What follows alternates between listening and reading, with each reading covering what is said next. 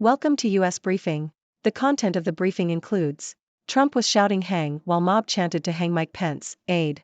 Sweden's Northvolt picks Quebec for new multi-billion-dollar EV battery factory. Tucker Carlson aired DeSantis dog-kicking claims in book before denial. US FTC sues Amazon for allegedly breaking antitrust law and harming consumers. If Trump wins, net zero is dead. Trump was shouting hang while mob chanted to hang Mike Pence, aide. The Independent.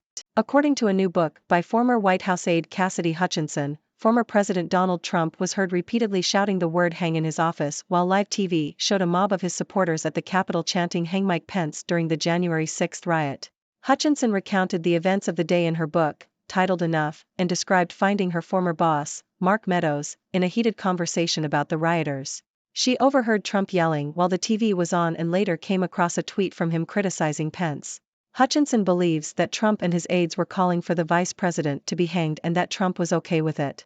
This account aligns with her previous testimony before the January 6 House panel. Sweden's Northvolt picks Quebec for new multi-billion-dollar EV battery factory. The Globe and Mail. Swedish battery supplier Northvolt has chosen Saint-Basile-le-Grand, Quebec as the site of its $7 billion electric vehicle, EV, battery production facility.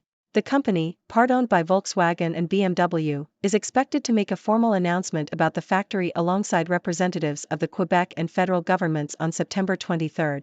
The province has been positioning itself as an EV battery hub, offering low-carbon hydroelectricity and financial incentives for manufacturers.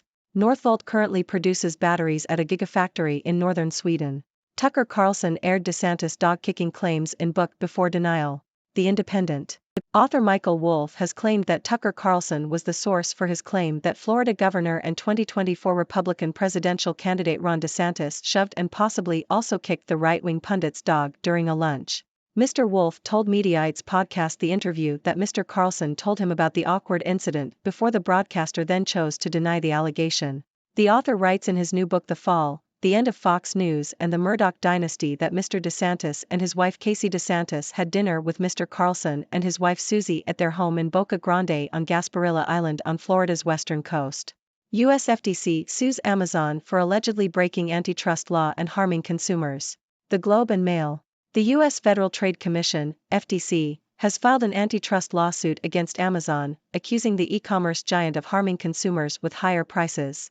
The lawsuit, which was joined by 17 state attorneys general, follows a 4-year investigation and similar legal actions taken against Google and Facebook.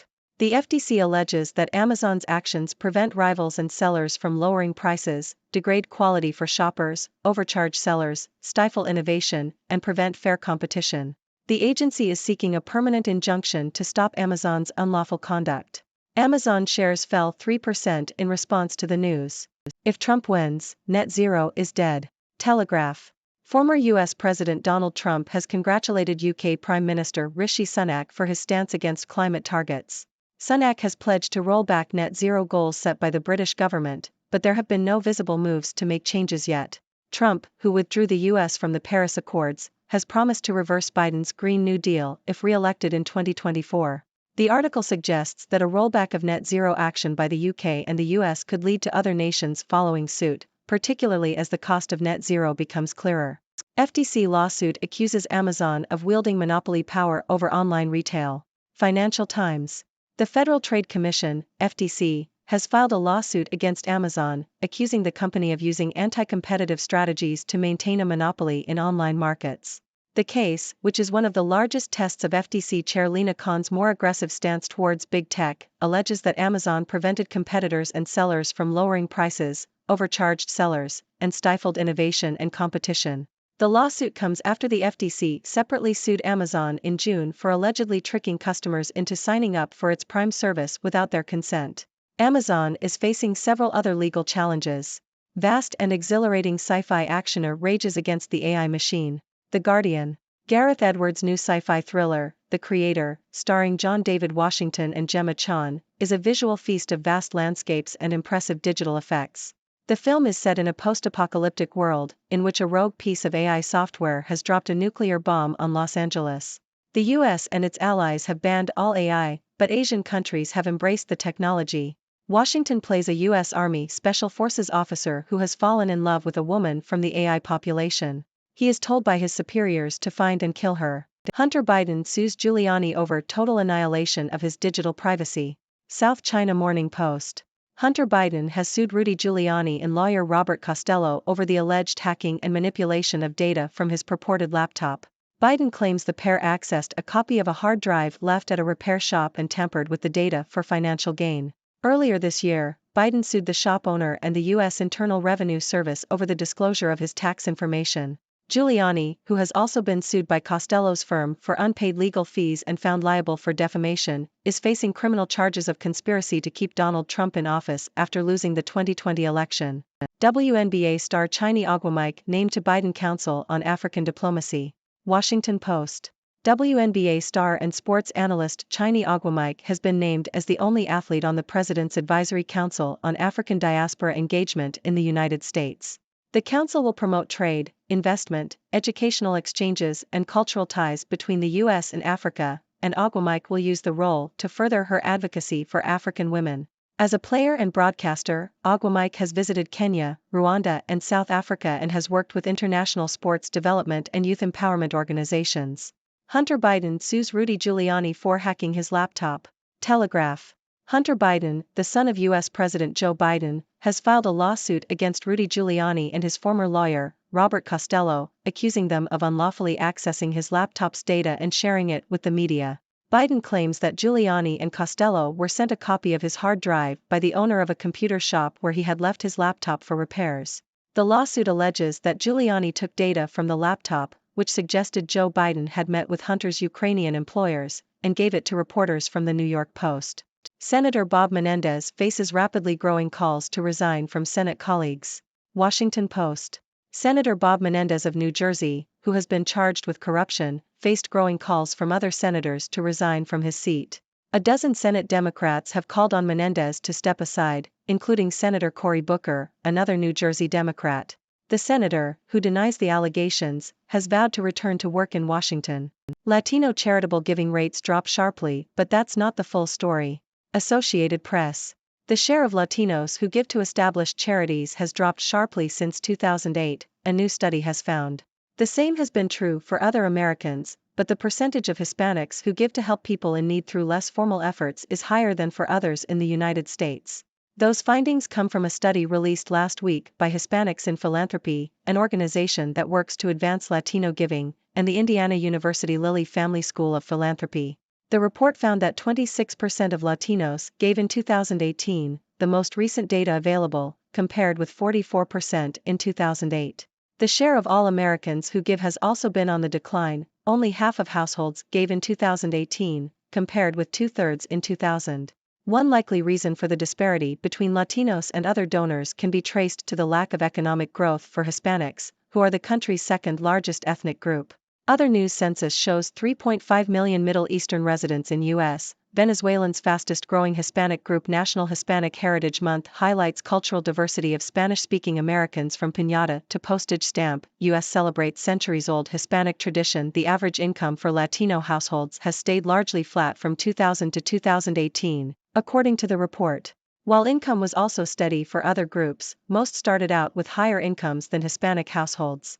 J.P. Morgan Chase to pay $75 million to U.S. Virgin Islands in Jeffrey Epstein suit. CBC. J.P. Morgan Chase has reached settlements with the U.S. Virgin Islands, USVI, and former executive Jess Staley to resolve lawsuits over sex trafficking by disgraced financier Jeffrey Epstein, largely resolving a scandal that has weighed on the largest U.S. bank for months. J.P. Morgan said its $75 million settlement with the USVI includes $30 million for charitable organizations, $25 million to strengthen law enforcement to combat human trafficking, and $20 million for attorneys' fees. Terms of its settlement with Staley, a former Epstein friend who had been J.P. Morgan's private banking chief, are confidential. Terminally ill breast cancer patients denied life-extending drug by NHS watchdog. Telegraph. Up to 1,000 terminally ill breast cancer patients in the UK will be denied a life-extending drug by the country's National Health Service, NHS, watchdog, the National Institute for Health and Care Excellence, NICE. Clinical trials have shown that Enhertu, trastuzumab deruxtecan, could extend the lives of patients with incurable breast cancer by up to 2 years. However, NICE said that it recognized the drug was a potentially significant development but that cost-effectiveness estimates were too high. NICE has asked the manufacturer, Daiichi Sankyo, to address uncertainties in its economic model. Hunter Biden sues Trump ally Rudy Giuliani over data breach allegations. Al Jazeera. Hunter Biden, son of U.S. President Joe Biden, has sued Rudy Giuliani and another attorney for accessing and sharing his personal data. The lawsuit accuses Giuliani and attorney Robert Costello of hacking into, tampering with, and disseminating Hunter Biden's data, which was obtained from a computer repair shop in Delaware. The lawsuit also claims that the data was manipulated and damaged. The lawsuit seeks unspecified damages and a court order to return the data and make no more copies. Giuliani and Costello have not yet commented on the lawsuit. This is the latest development in the ongoing controversy surrounding Hunter Biden's laptop and business dealings. Dear viewers, I hope you're all doing well and staying safe. It's your friendly neighborhood Dr. Six here, back with another round of intriguing news stories from our ever-changing world. Let's dive right in, shall we? First up, we have an explosive revelation from a former White House aide about former President Donald Trump. Apparently, Trump was heard shouting "hang" in his office while a mob of his supporters chanted "Hang Mike Pence" during the January 6 riot. Talk about a chilling coincidence. It seems like Trump and his team were really pushing the boundaries that day. But hey, who needs decorum when you can incite a riot, am I right? Next, we have some exciting news from the world of electric vehicles. Swedish battery supplier Northvolt has chosen Quebec as the location for its new $7 billion EV battery production facility. Quebec is really positioning itself as a hub for EV batteries, offering low-carbon hydroelectricity and financial incentives for manufacturers. It's great to see more investment in sustainable technology. Maybe one day we'll all be driving electric cars powered by Quebec-made batteries. In the world of media, there's some drama unfolding involving Tucker Carlson, Ron DeSantis, and a dog. Author Michael Wolff claims that Carlson was the source for his claim that DeSantis shoved and possibly kicked Carlson's dog during a lunch. Carlson then denied the allegation. The world of politics and pets, always a winning combination. I guess we'll never know what really happened, but hey, at least it makes for an interesting story. Moving on to the business world, the U.S. Federal Trade Commission, FTC, has filed an antitrust lawsuit against Amazon. The FTC accuses the e-commerce giant of harming consumers with higher prices and engaging in anti-competitive practices. It seems like Amazon's monopoly power is coming under scrutiny from regulators. Will this lead to change in the online retail landscape? Only time will tell. In other news, former President Donald Trump has congratulated UK Prime Minister Rishi Sunak for his stance against climate targets. Trump, who famously withdrew the US from the Paris Accords, is promising to reverse President Biden's Green New Deal if he's re-elected in 2024. Looks like the battle between climate action and climate denial is far from over. Who will come out on top? Only Mother Nature knows. On the entertainment front, there's a new sci-fi thriller in town called The Creator. Directed by Gareth Edwards and starring John David Washington and Gemma Chan, this film promises to be a visual feast of vast landscapes and impressive digital effects. It's set in a post-apocalyptic world where AI is banned, but some countries have embraced it. Sounds like a thrilling ride. I can't wait to check it out. Last but not least, we have some legal drama involving Hunter Biden and Rudy Giuliani. Hunter Biden has sued Giuliani and his lawyer, accusing them of unlawfully accessing his laptop's data and sharing it with the media. This is just the latest twist in the ongoing controversy surrounding Hunter Biden's laptop. It seems like the drama never ends in the world of politics. Well, that's all the news for today, folks. I hope you enjoyed my quirky take on these stories. Now it's time for you to join the conversation. What are your thoughts on these news stories? Do you have any burning questions? Let me know in the comments below. Until next time, stay curious and keep exploring the world. Yours in curiosity, Dr. Six. Thank you for tuning in. The content above showcases the latest briefing reports and analytical synopses, thoughtfully curated by the Six Do team. These insights stem from a wide array of reputable media outlets, think tanks, government sources, and specialized experts worldwide. We encourage you to explore these sources for a comprehensive perspective. Keep in mind that while the content may not always align with the official standpoint of Six Do Brief, it's not meant to be taken as absolute directives for decision-making. Comprising seasoned media professionals, learned scholars, and accomplished scientists, the Six Do team embodies a trailblazing, fully independent media entity. To customize Six Do Brief to meet your professional needs, you have the option to subscribe to a diverse array of briefings on our website, sixdobrief.com. Regardless of your location, you can conveniently receive 6 do brief via email.